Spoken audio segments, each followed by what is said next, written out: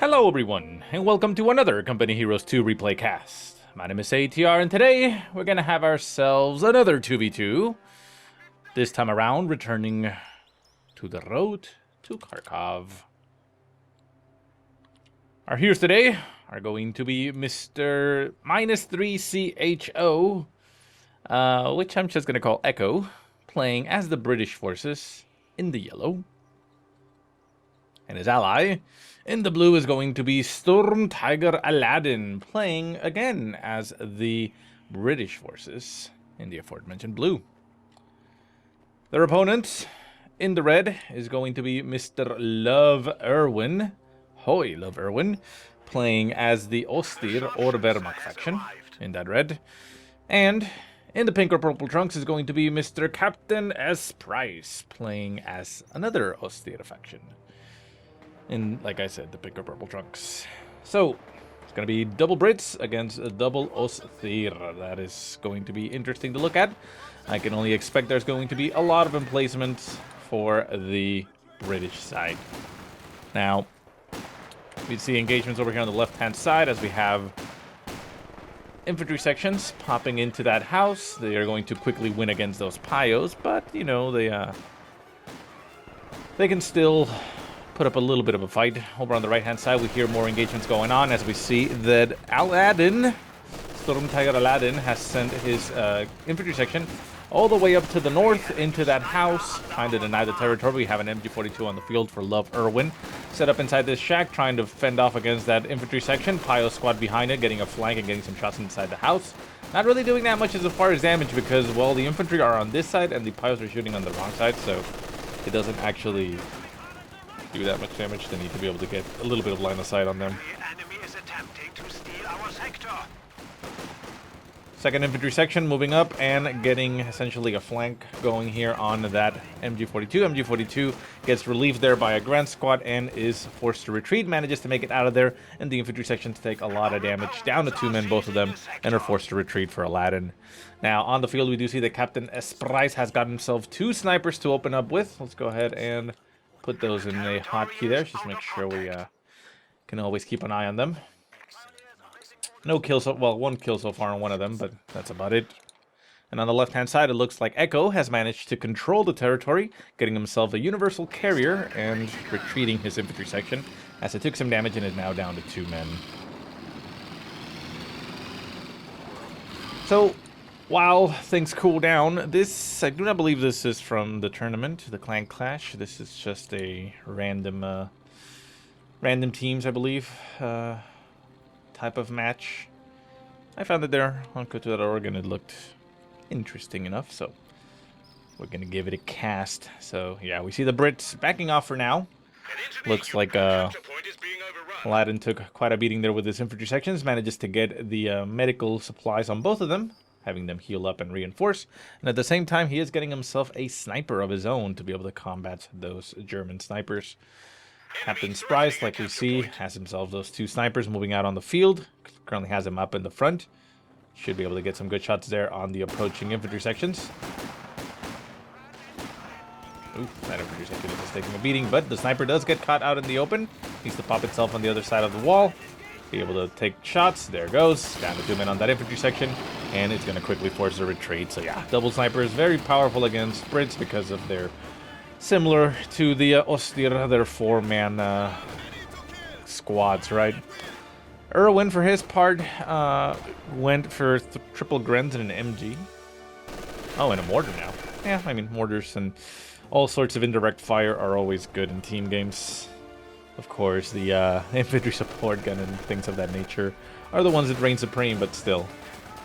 So snipers moving down south. We do have the British sniper moving around, trying to get himself an angle potentially on one of the snipers. This sniper is crossing down the road, trying to see if he can spot maybe the British sniper.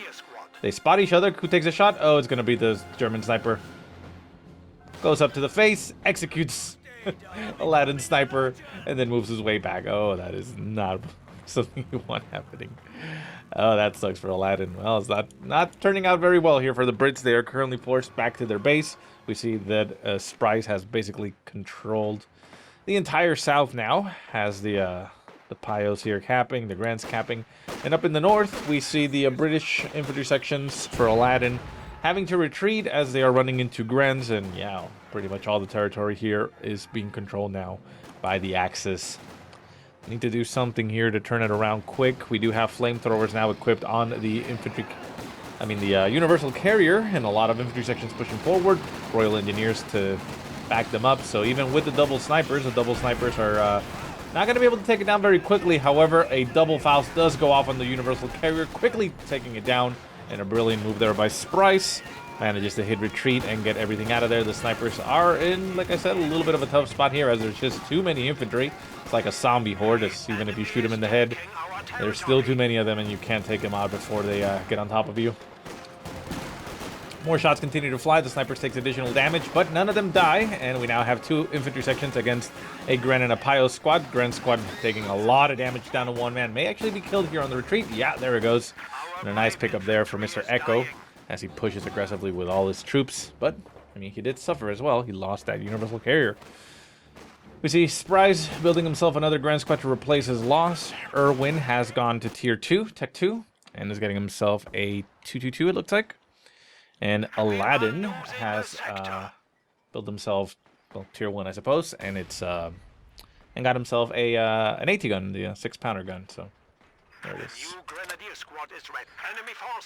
A little bit preemptive, but we do see that the 222 is on the field now, so it could potentially catch a kill on that, but not really going to be doing too much for the meantime. Echo, for his part, though, is just getting himself more infantry sections. 4 infantry sections in total now. Hasn't even bothered upgrading a single one of them with, say, medical supplies or anything like that. It's interesting. Not sure if he's going to be utilizing the munitions for anything in specific. I suppose he could research, grenades and use them for that. But you would think he would at least get 1 to be able to heal the troops up, in the process. But, oh well. At the very least, though, the Brits are being able to push back. They are essentially trying to recover half of the map now with their infantry sections spread all over the place. Up in the north, these infantry sections not having too much luck. We do have a Vickers on the field for SturmTigerAladdin. There's the mortar capturing the victory point with the MG42 covering it behind, set up in the sandbag, although it's not directly getting the benefit of the heavy cover, which is kind of weird, but it's still there, so it actually still applies. Not to all the members, since one of them are back, but, the ones that are sitting in the sandbag, they do. Pio squad quickly retreating as it does lay down some teller mines. Nothing right now in the arsenal of the Brits, though, to be able to help out with that. And we do see a mortar emplacement.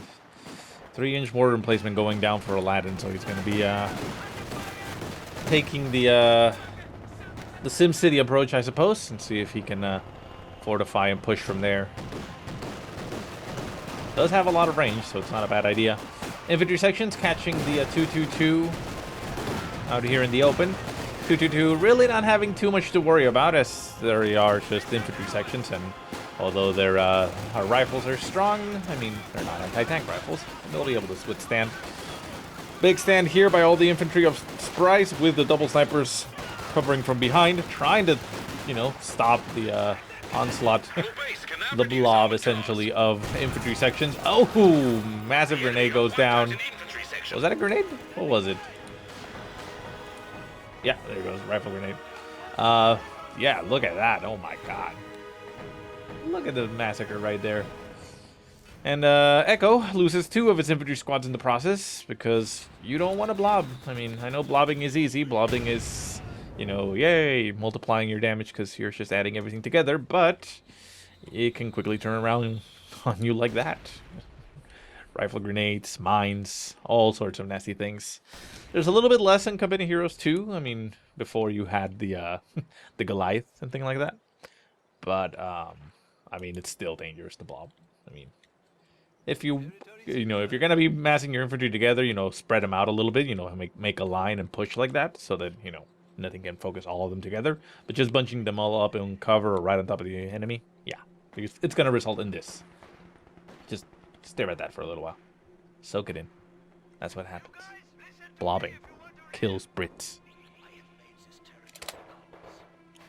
Anyways. So the sniper's still on the field for Mr. Sprice. Let's see how they're doing. We have 8 kills on the first one, 7 kills on the second one. So, yeah, not too shabby, not too shabby. All of them being big British men. The snipers are moving up and then try and take out the emplacement, I guess? No, I mean, they're just revealing themselves. But, yeah, the sniper is moving around in cover, trying to stay in cloak and get a better angle here on all the British infantry. Does pop itself around. It is holding fire, so it's not going to get itself revealed, but it does, you know, reveal the location. But the mortar has gone down, and the mortar is, you know, set up, so it is quite possible for it to start doing a lot of damage.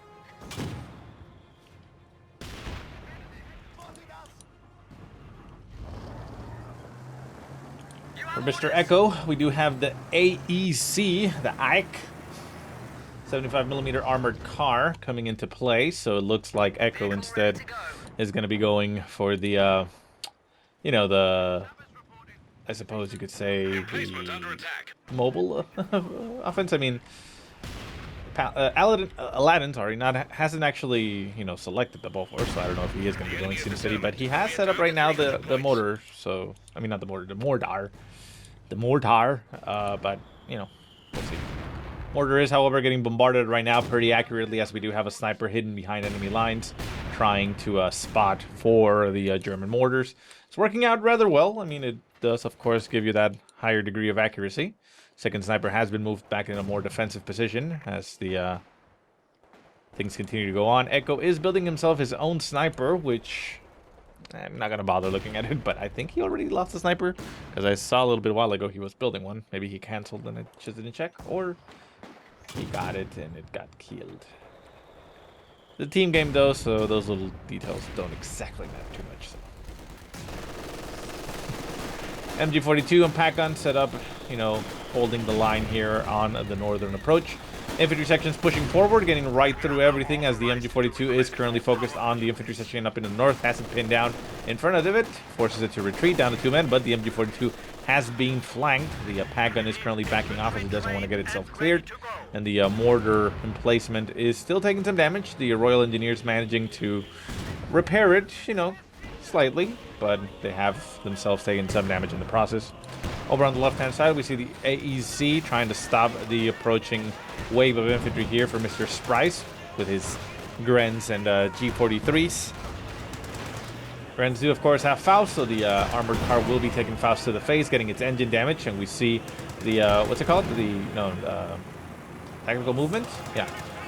Tactical movement getting popped, allowing the Grens to rush forward, essentially Urang, and getting the Faust stops. However, I mean, Faust don't really do that much. They do damage, of course, but with no follow-up, no, like, light vehicle or such in the way, it, not going to be able to finish off the armored car, so they just basically end up wasting a little bit of munition in the process. Munition to run and munition to Faust. They do, of course, get the experience from the damage, so it's not all bad, but didn't actually do much else. And as well, CaptainSPrice did go for the relief infantry as well, popping it, expecting, I suppose, his Grens to get mowed down in the process of assaulting.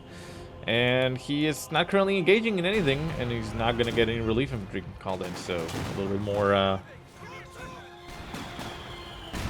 more munitions going down the drain there for Sprice. Of course, he does have the Lightning War Doctrine, which is why he has those abilities, and Aladdin has selected his own doctrine, and that is the Vanguard Operations Doctrine. And he is also building himself the Centaur. There it is. Go ahead and switch it back. So the double snipers are still alive, although they are currently spread out. We have one back at base, the other one still on the field moving around. The scouting abilities of the sniper didn't really prove too fruitful, as the mortar emplacement is still there. It's still alive. It hasn't actually been taken out. The sniper does move up and take a shot. However, it is not like the Company Heroes 1 emplacements. They don't actually have the infantry inside to that they can get sniped and the emplacement cleared out. This is just the health of the actual emplacement. You can clear it out, but that's when it's like down to a sliver of health, and then you can steal it potentially, but rarely happens, because usually a mortar emplacement is going to be in a favorable position for your opponent, so stealing it for yourself, I mean, you're not going to move it, so it's just going to get killed, and it's a waste. So. It can still happen, but it's very rare that it's actually going to be of any use. to the stealing faction. So, Mr. Erwin has gotten himself the Panzer IV, as we usually see happen in team games, going for the Panzer IVs. And it looks like Sprice is actually going for tier 4 and getting himself a Panther. Very interesting. Going for a bit of a heavier approach. Not a bad idea considering the Centaur is on the field. The Centaur is now currently going to be mowing down infantry in the center. Snipers retreating, the Ren's retreating. This Grand Squad on the rear is probably going to die. I don't think the... Yeah, there it goes. I don't think it's going to make it out of there. Pio squad also laying down an S minefield, getting itself shot up there by the Centaur. Hits retreat a little bit too late and is going to get mowed down on the retreat. No, barely makes it out of there. Wow, lucky, lucky Pio. And the Panzer IV moves in to get in the way and try and keep the infantry alive. So this is essentially where it usually turns for the Axis. With the appearance of the Centaur, their infantry starts melting, and they don't have that good a time. Sniper getting caught out in the open there by the armored car. Sniper trying to move its way around the field. Does manage to cloak itself through the terrain. Getting more cloak going as the Royal Engineers are trying to spot it. It does duck, dive, dodge, and dip its way back as it jumps across. Oh, that was so funny. Oh, man, Echo. Yeah, these guys are like, oh, we probably shouldn't do that. Yeah, that's probably a bad idea. So, the Royal Engineers had Sweeper, so they were able to reveal the mines. Having revealed the mine, Echo decided that the best idea was to shoot the mines and explode them. The thing that he didn't take into account was that his engineers were sitting on top of said mine. And a Teller mine, even though it's designed against vehicle, it's actually pretty fucking powerful, and the Royal Engineers went down to himself. Infantry section getting run down here by the Panther, down to 2 men, forced to retreat. The other infantry section trying to place itself in a better angle. 6-pounder gun trying to do as best as it can against the Panther, but not having too much luck. The armor is pretty strong and is not able to do that much damage. However, the 6-pounder gun doesn't really have too much to fear there, as the Panther is horrible against infantry, and it will take a while for it to kill. The gunner on top is really the damage that happens, and the AT guns are going to be converging here. However, though, we do have a big wall of infantry coming down for Mr. Sprice. That will be able to easily deal with that Panther. You can see the armored car moving up, trying to provide a little bit of support here against the Grens. The Grens do manage to... wow, that actually went pretty badly there for Sprice.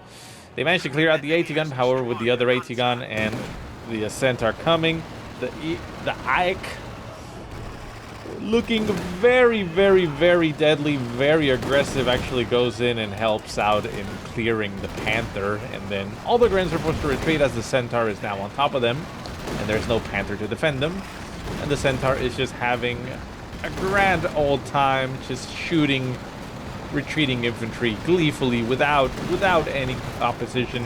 We see a Panzer IV desperately scrambling back to try and do something to the Centaur. It will potentially kill it, but I mean, the Centaur can just simply cover its own cost here with the ridiculous amount of infantry that it's going to be able to kill in the process. Panzer IV trying to do its best, the Centaur turning itself around. Now it has a big batch of infantry there. All the infantry hitting retreat, well, not retreat, but what is it? Tactical movement. Going to be running themselves away. So the Centaur didn't actually manage to do too much. It actually ended up not paying for itself there for Aladdin. Out of control he goes, and down goes the Centaur, but man, was CaptainSPrice asshole clenched in that moment. That could have been very bad for him. So Aladdin loses his Centaur, and not much else happens. But he did manage to, you know, they both managed to combine and pick up the kill on the Panther, so that's good. There's still only a Panzer IV to deal with. Still has that Ike on the field. What's it called? It's an Ike. And yeah. So the infantry sections have gotten Bren machine guns on them, trying to stop the approaching infantry, but that's just too many Grens and too many snipers behind them. The snipers are still alive. Veterans need to acquire them, both of them. 11 kills on one, 14 kills on the other. They're just raking in those kills and being pretty powerful. Forward logistics glider getting called in, considering that it has removed the ability to give enhanced resources where it lands. It'll probably be landing Okay, yeah, that's what I was going to say. It was probably going to be landing either in the base or like around here behind the emplacements, because it does also provide the ability to reinforce. So, you know, that's nice. Why these guys retreat? I don't know, but well, there you go. They don't retreat as soon as you get in, do they? Anyways. Still, though, the Brits are being pushed back. Victory points are 144 left for the British forces, while the Axis sit comfortably at 473, so it's not looking very good. They have capped that point up in the north. Vickers machine gun did get dropped onto the world as they capped, but that's about it. Royal Engineers moving forward. The Grens are in position there to steal the MG. Royal Engineers dashing forward. It looks like they're trying to go for the MG. They lose one of their men, so they're no longer going to be able to do so. They put themselves on top of the point, trying to deny the Grens the ability to cap, while the Vanguard operations... what's it called? The air landing officer. There you go. Gets itself on top of the Grens. I mean, it is, of course, essentially a commando squad for all intents and purposes. So it has, you know, a lot of damage potential at close range. So it is a force to be reckoned with. We see Echo going for the mass infantry movement. Mass infantry tactics, getting Piats equipped on his other infantry sections. So it's double LMGs. Are they LMGs? What are they called exactly? It's brand... What? Where is it? Yeah. Light machine gun, yeah. It is LMG. So yeah, two LMGs and 2 Piats. Not sure how many Piats he has, though. Let's see. And it looks like he has 2. Okay, so double Piats. So it's a pretty strong setup there. It's able to deal pretty much everything. Mortar has gotten Veterancy 3. It's been doing rather well. 15 kills so far. Very nice. What does it get at Veterancy? Creeping reduces time between barrages, and then better prepare the emplacement into a stronger defensive position. Yeah, cool. So more defensive and harder to take down. It does look like the Axis have essentially given up on the idea of taking down that mortar and just left it be. We have the German mortar getting taken out there, and it's just left there on the field. So that's why there's nobody really attempting to take it down. And CaptainSPrice doesn't seem to really be interested in having any type of indirect firepower. Just going for more Panthers, or well, more Panther, as he builds himself another one to replace his losses. Echo, for his part, has gotten himself his own Centaur, so we now have double Centaurs on the field. Although, I mean, not really. We had the potential of double Centaurs, but Aladdin lost his in that aggressive engagement. Still, though.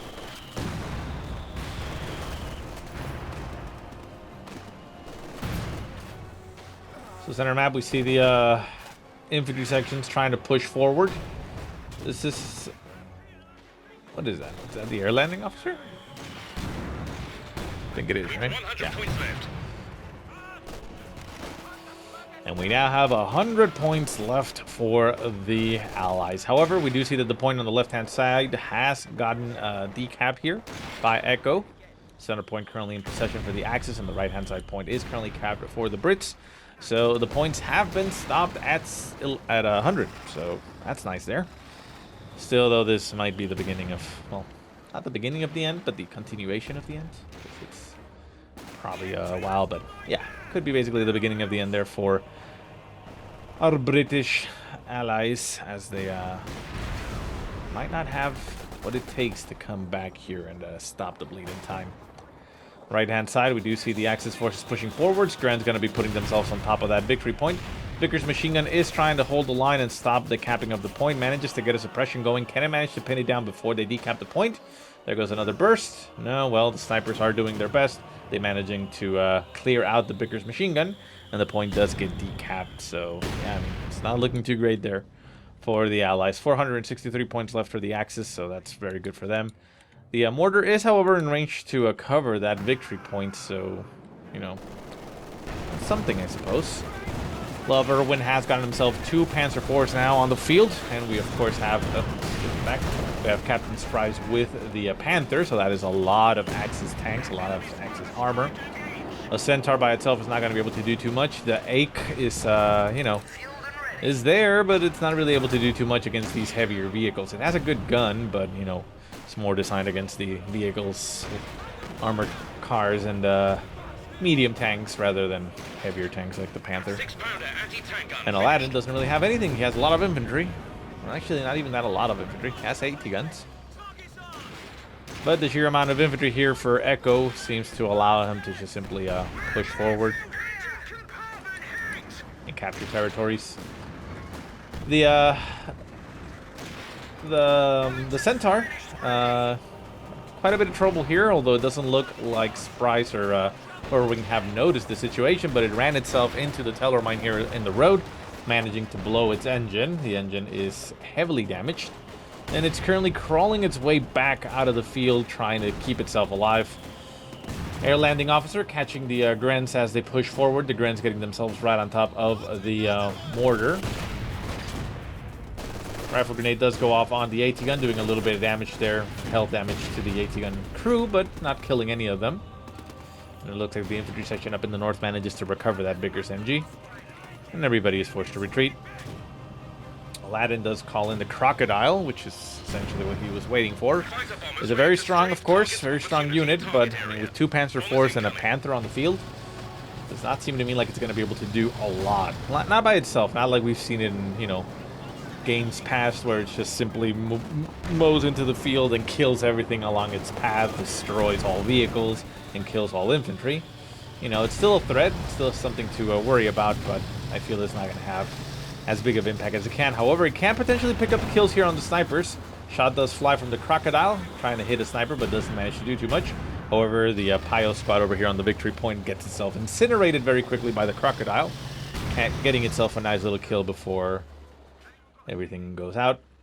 Tiger does also get called onto the field for Mr. Sprice, so that's even more Axis armor to deal with. That is a very, very difficult spot to be in. However, Echo is seemingly going to be throwing his 2 cents into that, building himself his own tank, and that is, of course, this, the Sherman Firefly. Never mind, I thought he was going to be going for the Comet. But no, he's going for the Sherman Firefly, a very, very decent option. It's it has a very strong gun, so it's essentially anti-tank.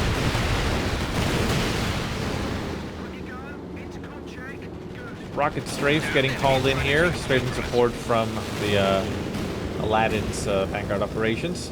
We also see Echo has gone for the Commando Regiment himself.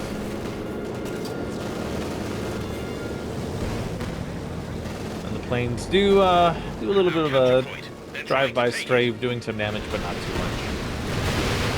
Rockets are currently hitting the Tiger. The Tiger are able to absorb most of the damage, you know, quite effectively. Takes some damage. He's down to about 75% strength, but, you know, could be worse. Centaur on the left-hand side has been fully repaired and is now able to move back onto the field, getting some good hits there on the approaching Grens. The Grens are just getting mauled here by the Centaur. Gren squad seems to be going down. No, manages to get itself out of there before he gets killed, as it looks like Erwin was a little bit distracted there on what it can and could not do. Panther still sitting there in the center, not deciding to engage against the Crocodile that is currently moving into the center. And the Tiger has taken some damage as the strafing support moves out of the way. Sniper, one sniper very low in health, a sliver of health left. Interesting decision to put a med bunker right here. Usually you'd put one of the reinforcement bunkers instead, and the med bunker back at the retreat spot. But it does help keep your troops, you know, in great shape without having to retreat, so I guess that kind of works. Erwin has also selected his own doctrine, and that is, of course, the Elite Troops Doctrine, with which he can call in the Tiger race eventually. Does need, of course, the manpower to call it in. No fuel, remember, because it doesn't require fuel, because that's what makes sense. But yeah. Sherman Firefly, looking like a fucking mech. Does get equipped with tulip rockets. Which could be shot here, but they do, of course, cost a lot of munitions, and manages to get the kill there on the Panther. The Tiger now pushing forward, trying to engage against all these AT guns, and of course engage the Sherman Firefly.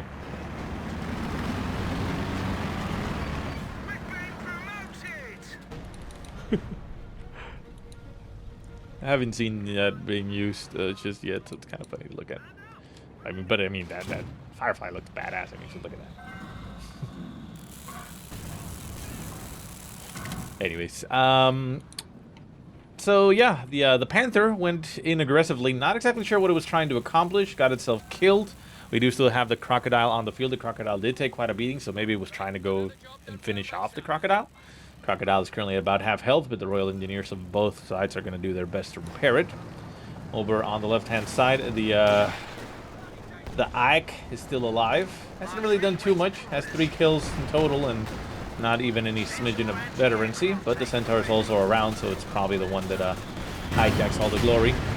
Infantry section getting crushed there by their own Centaur, even though it doesn't crush, so, you know, that's not actually what's going to happen.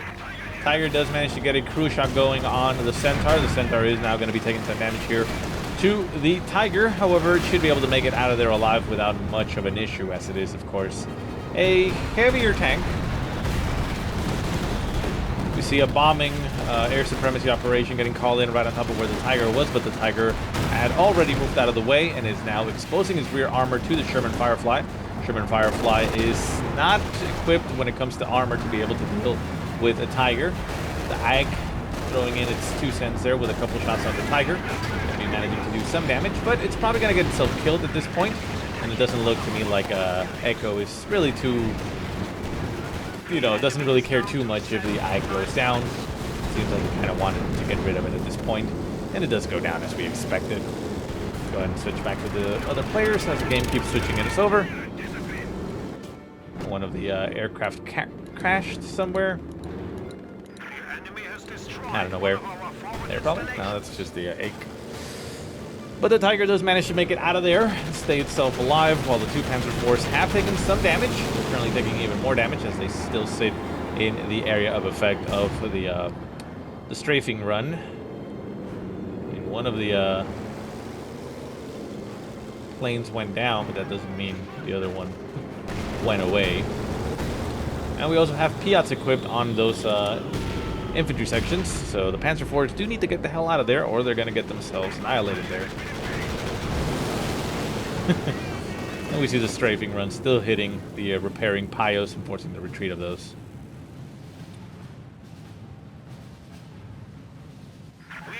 Looks like in the process of that engagement, the bunker, the med bunker, did go down, so that's kind of sad there for them.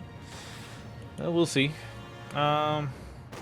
Right now, the Brits are looking to be in great shape. I mean, we, let's go ahead and switch it back. I hate that the game just switches my perspective all the time. We do still have the Centaur alive. It is down to about 30% strength at best, but it's currently moving out onto the field. The Sherman Firefly did lose its weapon, so it needs to get repaired to the point where it can fire again. Even though it does have those side weapons that it can shoot, but they're very expensive.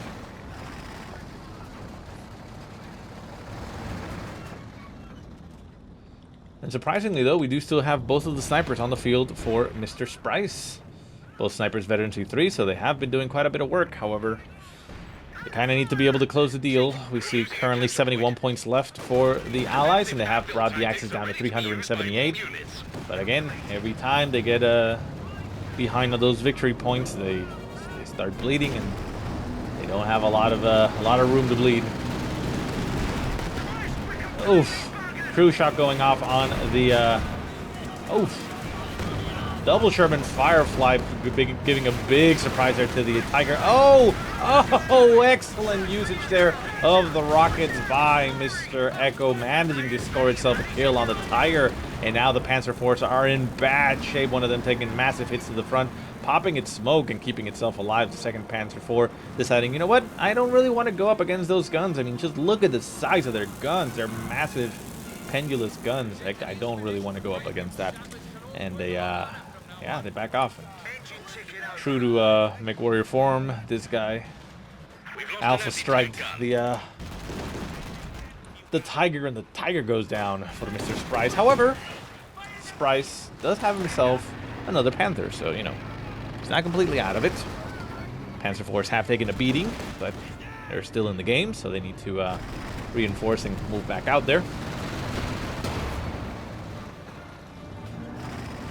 Centaur getting once again caught a little bit out of position there by a Panther. However, the Panther is essentially running itself to its death as it runs once again into the line of sight of the Sherman Fireflies. Sherman Fireflies, I mean, they're just amazing, so, you know, you don't really want to go up against those guns if you can't overwhelm them. And, yeah, Echo doing a great job with his armor over on the left-hand side, holding the line. It looks like Aladdin is going to be setting up his SimCity now in full swing. He's going to be going for the Bofors, being able to cover the victory point. And as well behind it has a 17-pounder AT gun to make sure that no vehicles come a-knocking. So now is when the Axis need some type of indirect firepower. We do have, of course, the Tiger Ace and 3 Panzer IVs currently on the field for Erwin. So it looks like they're trying to set up for a coup de grace, one fell swoop, and get it done in that fashion. However, he is not waiting for Sprice to build up his own troops. AT guns and Sherman Fireflies able to just do so much here. Fireflies do have potential room there to shoot rockets, although Centaur seems to be absorbing most of the damage here. 1 Panzer IV goes down to the combined effort here of the 3 Sherman Fireflies. One of them is, of course, Aladdin's Firefly, so that's why we have so many. Centaur does end up going down, but both of the 2 Panzer IVs have gone down. The Crocodile also gets brought into the mix. It looks like Sprice has... No, never mind. I thought he lost one of his snipers, but retreated and made it out of there.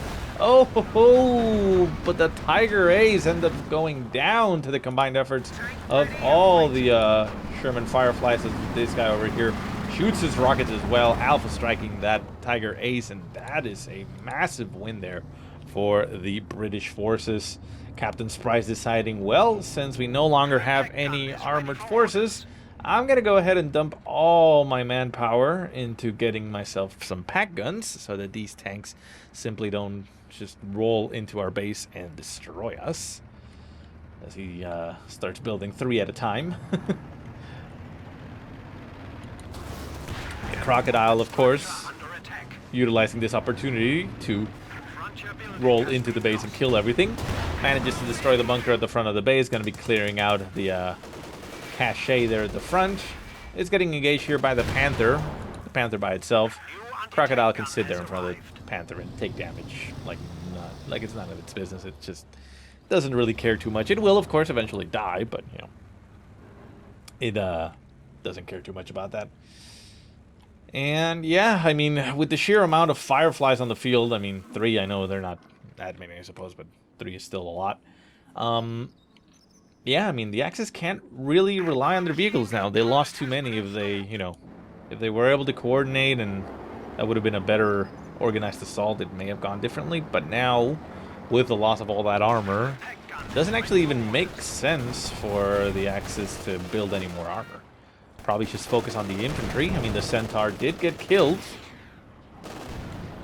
So, you know, that's something. The problem is going to be, of course, the Bofors over here, since it's not going to go down to infantry at all. It's going to rip into infantry very easily. So the Panzer IV and the Panthers just trying to hold the line over here on the left-hand side. We see the infantry approaching. Of course, there is still a lot of infantry on the field for Echo. Does have those 4 infantry sections. And we also see the call-in of a mortar cover.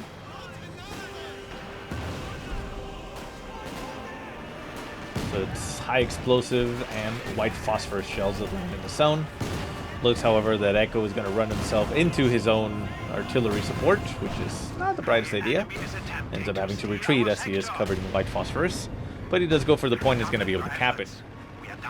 The pack guns are now online. Wall of AT guns moving forward. We do have the Axis down to 192 points, 189 now. The British managing to hold strong at 71. Panther trying to push forward, but again, it's just running itself into some Fireflies. Oh, the range of those Fireflies managing to take out that Panther, so no more armor for Mr. Sprice. Let's go ahead and switch it back because the game keeps doing that to fuck with us. And Sprice no longer has any vehicles on the field. Does have 5 AT guns, however, 5 pack guns, so those can quickly kill in one fell swoop the Sherman Fireflies.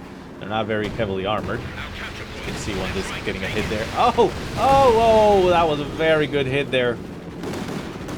Strafing support on top of the AT guns, rockets flying. One of the pack guns does go down and gets cleared out.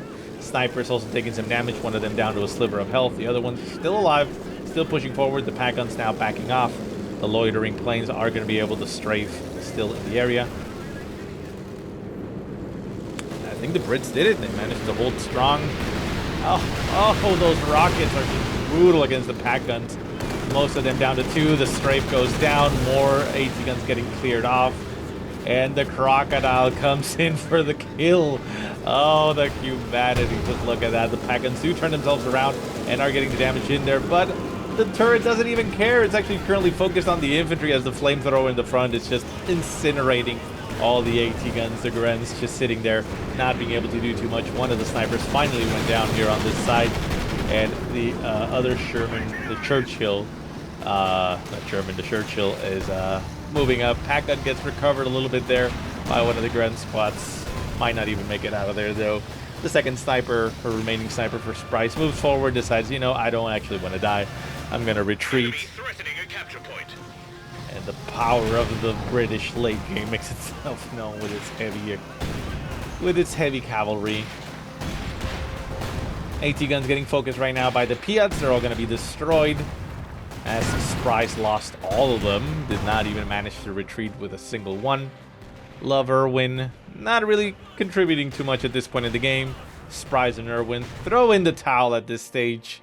And that is game. So the Brits managing to pull forward. And MVPs go to the Meg Warrior Sherman Fireflies. So anyways, guys, I hope you enjoyed the game. If you have any positive or negative remarks, go ahead and leave them in the comment section below. If you have any replays you want to send me, go ahead and send them to the email that I will put in the description. But otherwise, I hope you guys have a great day. Thank you so much for watching, and I'll see you next time.